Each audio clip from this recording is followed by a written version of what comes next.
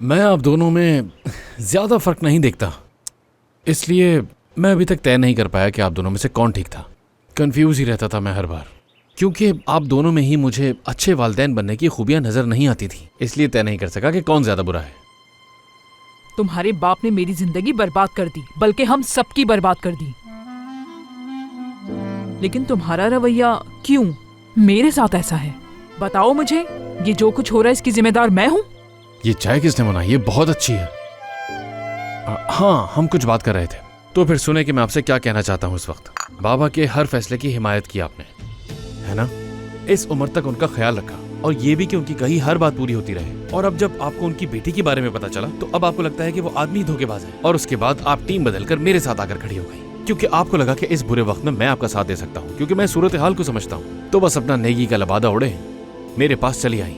ऐसा ही है ना? अफसोस है कि तुम्हारी सोच आज तक नहीं बदली। तो आप कुछ ऐसा बता दें कि जो मेरी सोच बदल दे। देखो, सारी जिंदगी मैंने तुमसे मोहब्बत की है। एक माँ के तौर पर मैं हमेशा चाहती थी कि तुम मेरे साथ रहो। मैं चाहती थी कि हम एक साथ रहें, और यही नहीं, इकट्ठे काम भी करें। मैंने जो कुछ किया वो इसीलिए किया है, समझ सकते हो तुम? आपकी हर बात ने मुझे तकलीफ पहुंचाई है। आपने हर बार मेरे किरदार की तौहीन की है, मेरी जिंदगी को नजरअंदाज किया, मुझे नजरअंदाज किया आपने, है ना? बराए मेहरबानी इसीलिए अपनी गलतियों को अपनी कुर्बानियां बनाकर पेश करने की कोई जरूरत नहीं है आपको मेरे सामने।